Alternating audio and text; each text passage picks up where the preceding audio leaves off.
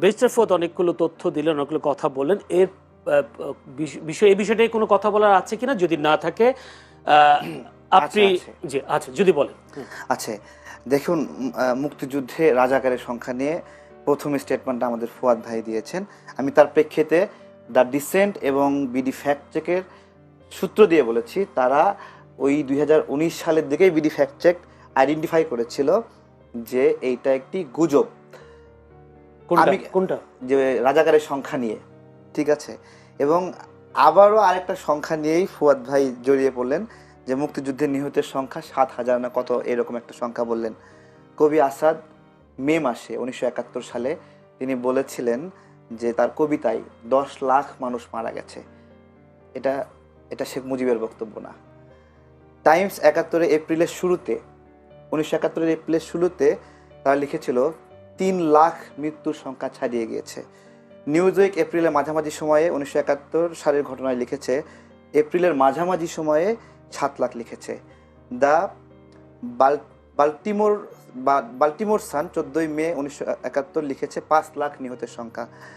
The মোমেন্টো Caracas জুনের 13 তারিখে লিখেছে 5 থেকে 10 লাখ নিহত। কারাই ইন্টারন্যাশনাল 28 জুলাই লিখেছে 5 লাখ।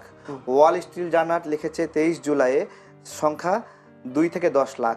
টাইমস সেপ্টেম্বরে গিয়ে বলেছে 10 লক্ষাধিক। দ্য হ্যাম্পটেড অ্যান্ড হাইটেক তারা লিখেছে যে 1971 1 অক্টোবরে 20 লক্ষ শহীদের সংখ্যা। ন্যাশনাল জিওগ্রাফি 1972 সালে সেপ্টেম্বরে লিখেছে শহীদের সংখ্যা 30। এবং 1971 সালের কোনটা নেব? 1971 সালের, হ্যাঁ এগুলো কি বলছি ঘটনাগুলো উনি একটা কথা বলেছেন যে আমি প্রশ্নটা করি, আমি বলছি দেখেন মানে বঙ্গবন্ধু শেখ মুজিবুর কোনটা নিব, রহমান, হ্যাঁ কোনটা নিব দেখেন। এখানে ঘটনা তথ্যগুলো আসছে এপ্রিল, মে, সেপ্টেম্বর, অক্টোবর, দিন যাচ্ছে সংখ্যা 2 লাখ থেকে 5 লাখ, 5 লাখ থেকে 7 লাখ, 7 লাখ থেকে 10 লাখ, এইভাবে ডিসেম্বরের আগেই এই স্টেটমেন্টটা আসছে। দেখেন 1 October 1971 the Hampstead and Highgate Express বলছে যে শহীদের সংখ্যা 20 লক্ষ। 1972 সালের সেপ্টেম্বরে ন্যাশনাল জিওগ্রাফি লিখছে শহীদের সংখ্যা 30 লক্ষ। অর্থাৎ 30 লক্ষ সংখ্যাটা শেখ মুজিবুর রহমানের বানানো কোনো তথ্য না। আমার প্রশ্ন সেটা না, উনি একটা কথা বলেছেন তালিকাটা করা হলো না কেন। হ্যাঁ উনি বলেছে তালিকাটা করা হলো না কেন, এটা আমাদের কার দিবেন? এটা তো আমাদের, এটা আমার ব্যর্থতা, এটা ফুয়াদ ভাইয়ের ব্যর্থতা, এটা আওয়ামী লীগের ব্যর্থতা, এটা বিএনপির ব্যর্থতা না। আমরা এটা নিয়ে জোর দাবি করি নাই, আমরা জানতে চাই না, এটা আমরা জোর আওয়াজ তুলি নাই, সবাই বলি নাই। যারা দায়িত্ব ছিল তারা করে নাই। বিএনপি দায়িত্ব ছিল, জামাত দায়িত্ব ছিল, আওয়ামী লীগ দায়িত্ব ছিল, বিভিন্ন সময় ক্ষমতা ছিল, এরশাদ ছিল, কেউই করে নাই বলেই বিতর্ক। কিন্তু বিতর্ক হলেও ঐতিহাসিক সাইন রয়ে গেছে সংখ্যাটার। 17 ডিসেম্বর থেকে শুরু করে শেখ মুজিবুর রহমান 9 জানুয়ারি বাংলাদেশে পদার্পণের আগ পর্যন্ত 30 লক্ষ সংখ্যাটি না হলেও 1 ডজন পত্রিকায় আসছে। আমি একটা নতুন প্রশ্নে যাই। 7,000 বলাটা একটা অন্যায়। আমি একটা নতুন প্রশ্নে যাই। তারেক রহমান, আজকে রেজা কিবরিয়া, সাবেক অর্থমন্ত্রী শাহ এম এস কিবরিয়ার ছেলে রেজা কিবরিয়া বিএনপিতে যোগদান করেছেন। তো বিএনপি মহাসচিব মির্জা ফখরুল ইসলাম আলমগীর বলেছেন যে বিএনপিতে যোগদানের হিড়িক পড়ে গেছে। কেউ কেউ আপনাকে বলে যে জামায়াতের বিপক্ষে কথা বলেন, অন্যান্য দলের বিপক্ষে বলেন, বিএনপির পক্ষে কোনো কথা বলেন না। আপনি কবে যোগ দিচ্ছেন বিএনপি?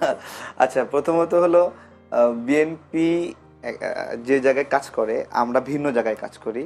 কাজের অনেক কিছু মিল আছে, জাতীয়তাবাদের বিষয়ে মিল আছে, আধিপত্যবাদ বিরোধী, আগ্রাসন বিরোধী বিষয়গুলোতে মিল আছে, কিন্তু আমাদের ভিন্ন ভিন্ন ন্যারেটিভ আছে।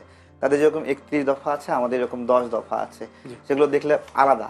এবং আমরা এই ভিন্ন চিন্তা নিয়ে রাজনীতি করতে চাই। এমনকি আমরা ধানের শীষ প্রতীক নিয়েও মানে হলো যদি সুযোগ আসে আমাদেরকে, যদি তারা জোটের অংশ হিসেবে যদি বলে যে এটা আপনারা করেন, তাহলে না আমাদের এখন না, আরো 2 মাস 3 মাস আগে থেকে আমরা বলে তাদের সাথে যুক্ত হতে হবে। আগে আমরা তো তাদের সাথে যুগপৎ আন্দোলনে একসঙ্গে ছিলাম। না আমি নির্বাচনের বিষয়ে আমাদের তো ছোট সংগঠন, এই ছোট সংগঠনে তাদের দরকার হবে কিনা সেটাই একটা বিষয়। ঠিক আছে, সেই কারণে কি আপনারা সবসময় বিএনপির পক্ষে কথা বলেন? না অনেকেই বলে। আমি যদি দেখেন আপনাকে নেওয়ার জন্য নেওয়ার জন্য বিষয়টা না। বিএনপি একটা বড় দল। আমি বলছি আমাদের আমজনতা দল একটা ছোট সংগঠন। এটা ছোট ছোট জায়গায় ভূমিকা রেখেছে। গণ অভ্যুত্থানের মধ্যে আমাদের 7 জন মানুষ মারা গেছে। 100-এর উপরে আহত হয়েছে। আমরা আমাদের জায়গা থেকে ছোট ছোট জায়গায় চেষ্টা করি, ঠিক আছে। আপনারা নির্বাচন করতে পারবেন, নির্বাচন করতে পারবেন অবশ্যই, আমরা চাই নির্বাচন করতে। আমাদের নিবন্ধন নিয়ে অনেক জটিলতা হচ্ছে, আমরা চেষ্টা করছি নিবন্ধনটা পাওয়ার। নিবন্ধন পেলে আমরা সারা দেশেই সকল জায়গা থেকে প্রার্থী দেব, এবং আমাদের এটা আমাদের একটা খুব আবেদন, আমাদের নিবন্ধনের এই জটিলতাটা শেষ হয়ে যাক। এবং আমরা বিএনপিকে কেন সমর্থন করি সেটা জিজ্ঞাসা করেছিলেন। প্রথমত জাতীয়তাবাদী দলের চিন্তাগুলো আমাদের ভালো লাগে, ঠিক আছে, সে জায়গা থেকে। এবং এছাড়া বিএনপির বিদেশ ভক্তি কম, যেটা অন্যান্য দলগুলো বিদেশি শক্তির সাথে বেশি বেশি মিটিং করে, আলোচনা করে, সে জায়গা থেকে বিএনপির এই প্রবণতা কম হওয়ার কারণে আমরা বন্ধু হিসেবে তাদেরকে প্রশ্ন যাই। তারেক রহমান, আপনি কোন সময় বলেছেন যে জামায়াত বেশি আসন পাবে না বিএনপিকে ছাড়া, এরকম একটা বক্তব্য আপনার ভাইরাল দেখেছি, কিন্তু বিভিন্ন জরিপ বলছে জামায়াতের আসন বাড়বে।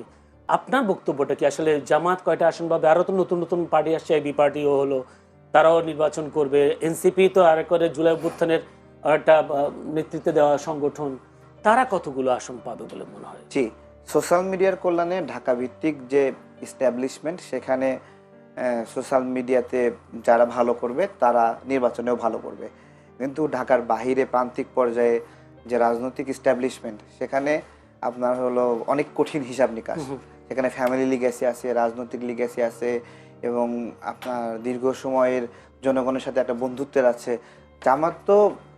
জামাত তো নিজেকে জামাত হিসেবে বলতোই না আগে, তারা আবার ভোট চাইতে গেলে কি পরিচয় ভোট চাইতে যাবে? সেই জায়গা থেকে বলছি, যারা নিজেদের পরিচয়টাই দিতে শঙ্কাবোধ করতো আগে, তারা হঠাৎ করে 2-4 মাস, 5 মাস, 6 মাসের ক্যাম্পেইনে সব উল্টায় ফেলবে। এখান থেকে আমার যে তারা ফেসবুকে অনেক হাইপ তুলতে পারে, কৃত্রিমভাবে জনপ্রিয়তা দেখাতে পারে, কিন্তু এর মানে পাবলিক কনসার্ন না। আর 1971 সালের এই বিষয়টা অনেকে বলতে পারে যে এগুলো আর প্রয়োজন নাই, এগুলো এখন কেন বলছি, নতুন করে সাজাইতে হবে। আমি বলি ভাই, বাংলাদেশ যতদিন থাকবে ততদিন রাজাকারদেরকে মানুষ যেরকম মনে রাখবে, মুক্তিযোদ্ধাদেরকে মনে থাকবে। যতদিন এই পতাকা থাকবে ততদিন মুক্তিযুদ্ধ প্রাসঙ্গিক, যতদিন এই মানচিত্র থাকবে ততদিন এই মুক্তিযুদ্ধ প্রাসঙ্গিক, যতদিন আমাদের জাতিসংগীত থাকবে ততদিন মুক্তিযুদ্ধ প্রাসঙ্গিক। আপনি যতই অপ্রাসঙ্গিক করার চেষ্টা করেন, এই বিজয়ের মাসে এই আলোচনা চলবে। আপনি আসনের কথা বললেন না, আপনি তো বলেছেন কোন আসনে নির্বাচন করব, কে কে আসনটা কয়টা আসন পাবে? আপনি যদি দাঁড়ান বা আপনার দল যদি দাঁড়ান, আপনারা কয়টা আসন পাবেন? না, আমাদের একটা জায়গাতেও জয়ী হওয়ার সম্ভাবনা নাই, ঠিক আছে। এবং কোন জায়গায় গেলে 1000 ভোটও পাওয়া কঠিন হবে। এগুলো আগ বাড়িয়ে অনেক বেশি বলা ঠিক না, বা নাও ভোট পেতে পারি। আমাদের যেটা সোশ্যাল মিডিয়ায় কিছু মানুষ চেনে জানে, কেউ গালি দেয়, কেউ ভালোবাসে, এই মাঝামাঝি একটা অবস্থানে প্রাইমারি লেভেলে আছি। আমাদের জন্য নির্বাচন অনেক পরে হলেও ভালো হতো, আমরা আরো কাজ করার সুযোগ পেতাম। কিন্তু আমরা দেখছি যে দেশটা স্থিতিশীল হলে ভালো হয় দেশের জন্য, সে জায়গা থেকে নির্বাচনের গুরুত্ব নিয়ে আমরা কথা বলছি। এবং জামাত বিএনপির কথা বললেন, তো আমি বলি, যদি আওয়ামী লীগ এই নির্বাচনে অংশগ্রহণের সুযোগ পায়, তাহলে জামাত যেটা হতো, বিএনপির সহযোগিতা নিয়ে কিছু আসন পেত, তারপরে আওয়ামী লীগের সহযোগিতা নিয়ে কিছু আসন পেত। এই সময়টাতে সে একা একা, এবং এই কারণে তাদের কিছু সমন্বিত ভোট থাকতে পারে, কিন্তু জয়ী হয়ে আসার মতো ফিটনেস খুব দুর্বল। যে কারণে তাহের সাহেব জয়ী হতে তো অনেক জয়ী না, মানে একটা আসনে এমপি হওয়ার জন্য যতটুকু। যেমন তাহের ভাই শেষে সে বিনয়ের সুরে বলছে যে মুজিব ভাই তো এখন নাই, মুজিব ভাইয়ের ভোটগুলো আমারে দিয়েন। তাদের অসহায়ত্বের জায়গাটা বুঝতে হবে, যে তাদের বিজয়ী হওয়ার জন্য, তাদের বিজয়ী হওয়ার জন্য আওয়ামী লীগের ভোট প্রয়োজন, জাতীয় পার্টির ভোট প্রয়োজন। এবং যে কারণে তারা বারবার আওয়ামী লীগ বা জাতীয় পার্টি নির্বাচনে আসবে এটা শুনলে তারা আতঙ্কিত হয়, বা তারা এটা আমি চাই বাংলাদেশের সকল রাজনৈতিক প্রক্রিয়া নির্বাচনে অংশগ্রহণ করবে, এবং কে খারাপ কে বাতিল তাকে, ওই যে বলে না, জনগণ চায় আওয়ামী লীগ আর অংশগ্রহণ না করুক, তাদের বাস্তবতা নাই, ঠিক আছে। আমি বলি ওইটা জনগণের হাতে ছেড়ে দিতে হবে, জনগণ কি করবে। আমি এভাবে ধরে আওয়ামী লীগ জাতীয় পার্টি নির্বাচনে আসুক, এটা আপনি চান? এটা আমি চাই। যদি একটু ব্যারিস্টার সাজমান ফুয়াদ, আসলে কি সেই আওয়ামী লীগ জাতীয় পার্টি নির্বাচনে আসার মতো সেই পরিস্থিতি আছে কিনা?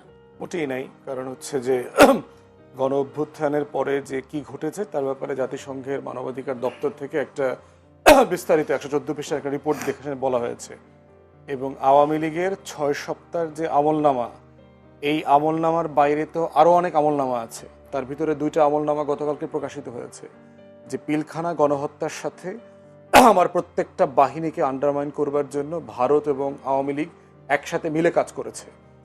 এইরকম একটা জাতীয় নিরাপত্তার হুমকি কোনো সংগঠন কোনো দেশে রাজনীতি নির্বাচন করতে পারে না। পৃথিবীর কোনো গণতান্ত্রিক রাষ্ট্রে এটা অ্যালাউ করা হয় না।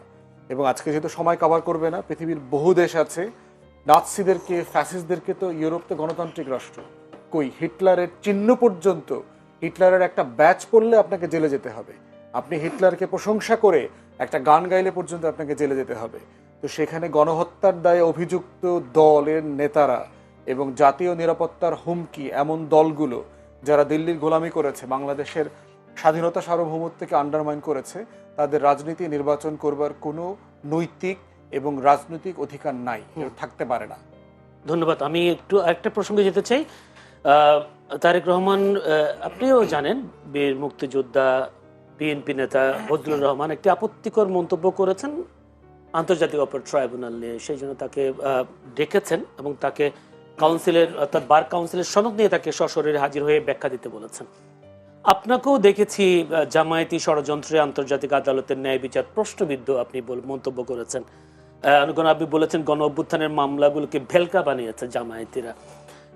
আসলে কিসের ভিত্তিতে বলছেন, বিষয়টা একটু পরিষ্কার করলে ভালো হয়। দেখুন, এটিএম আজহার যিনি যুদ্ধাপরাধী হিসেবে সাজাপ্রাপ্ত, তিনি জামিন পেলেন কিভাবে বা মুক্তি পেলেন কিভাবে, এটা ওনার মুক্তির আগে জামাতে ইসলাম অনেকগুলো আন্দোলন করেছে। এক প্রকারান্তে একটা আন্দোলন কেন্দ্রিক চাপ সৃষ্টি করেছিল আদালতের ওপরে। আমরা এটা বলতে পারি যে একটা আদালতকে প্রভাবিত করার জন্য মব তৈরি করেছিল। যদি কেউ এভাবে বলে তাহলে আমি মনে করি যে এটা এভাবে বলা যায়, মব তৈরি করেছিল।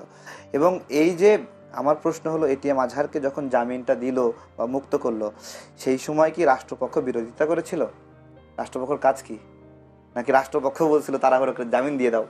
ঠিক আছে, আমি এখানেই বলতেছি যে আসলে কিভাবে ফাংশন করছে আমাদের এই গণ অভ্যুত্থানে। অনেক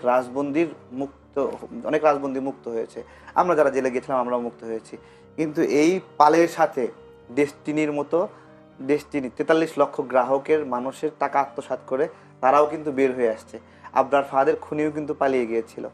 আমি ওইখানে আইজিপি মামুনের বিষয়ে আমি বলেছিলাম যে আইজিপি মামুন, রাষ্ট্রপক্ষ, আইনজীবী তো তাজুল ইসলাম ভাই এখানে লড়াই করছে, তার তো জামাতের একটা লিগেসি, পুরনো লিগেসি আছে, বা জামাত করে না, কিন্তু উনি তো জামাতের ওই সময় যুদ্ধাপরাধী মামলার জামাতের পক্ষের আইনজীবী ছিলেন, তাই না? তো সেই বিবেচনাটা এখানে অগ্রাধিকার পেয়েছে কিনা ওনাকে চিফ প্রসিকিউটর করার ক্ষেত্রে, আমি সেটা বলেছিলাম যে যুদ্ধাপরাধী এই মামলা বা গণহত্যা মামলার আসামি পক্ষের আইনজীবী, আবার হলো সে এখন সময়ের প্রেক্ষাপটে যে সে আরেক গণহত্যার মামলার জন্য সে আইনি লড়াই করতেছে। এখানে আমার সমস্যা ছিল যে আরেকটু ভিন্ন রকম মানুষ পাওয়া গেল, তাজুল ইসলামকে না দিলে অন্য কাউকে দিলে এটাকে আপনি কি? আমি আরেকটু ভালো মনে করতাম। যেরকম শেখ হাসিনার করে যাওয়া যুদ্ধাপরাধের মামলাগুলোকে আমরা সমর্থন করি না, তার যে ফাঁসি দিয়েছিল, ধরে ধরে ফাঁসি দিয়েছিল এক একজনকে, আমরা এটা সাপোর্ট করি না, তেমনি এইখানে ওই তাজুল ইসলাম ভাইও এখানে আসা যুক্তিযুক্ত হয়নি। আরো শুনেছি, এবং আমাদের কাছে একটা আসছে, গতকালকে একটা অডিও আসছে, উনি তাজুল ইসলাম ভাই কনভিন্স করার চেষ্টা করছে একটা শহীদ পরিবারকে যে তোমরা এই রায়টা এইভাবে মাইনে নাও। এই রায়টা এইভাবে মানে ওইখানে যে আইজিবি মামুনের যে 5 বছর বা সীমিত সাজার যে বিষয় আছে, এইভাবে মাইনে নাও। আমি অডিওটা বারবার শুনতেছিলাম, উনি এইভাবে বলতেছেন, এই মামলা বিষয়ে বলতেছিলেন যে তোমরা এটাকে গ্লোরিয়াস ভাবে তুলে ধরো, এটা সুন্দর রায় হয়েছে, তোমরা কেন এটা বিরোধিতা করছো? আপনারা জানেন যে মীর মুগ্ধের বাবা কিন্তু বলছিল যে এই রায়ে তিনি সন্তুষ্ট না মামুনের বিষয়ে, এবং স্নিগ্ধও বলেছিল। ঠিক আছে, তো এই জায়গাতে তো শহীদ পরিবারেরা তো কতটুকু খুশি এই মামলা ক্ষেত্রে? দেখেন, আমি বলি শেখ হাসিনা রাজনৈতিক প্রতিহিংসা, রাজনৈতিক দ্বন্দ্ব, তার মনের মধ্যে রাগ, ক্ষোভ, বিভিন্ন কারণে সে হলো আমাদের ছাত্র ভাইদের হত্যা করেছে, আমার পিঠে গুলি লাগছে, আমরা জেলে গেছিলাম, রিমান্ডে নির্মম অত্যাচার করছে। আমার কথা, যে শেখ হাসিনার কথায় আমাকে রিমান্ডে নির্মম নিপীড়ন করলো, সেই বেটা কি কম অপরাধী? আইজিপি মামুন কি শেখ হাসিনার চেয়ে কম অপরাধী? আমার প্রশ্ন এখানে, যে তাকে মানে আইজিপি মামুনের বক্তব্যে শেখ হাসিনাকে সাজা দিতে হবে, এটা আমি সমর্থনই করি না। মানে এই বিচার কি মানেন কিনা? হ্যাঁ, এই বিচারটা মানেন কিনা? আমি আইজিবি মামুনের কঠিনতম শাস্তি চাই। আসলে এই শাস্তিটা মানতেছি না। আসলে শাস্তি মানবেন, মানে শাস্তি না মানা তো বিচার না, আরো বড় শাস্তি চাই তার আমি।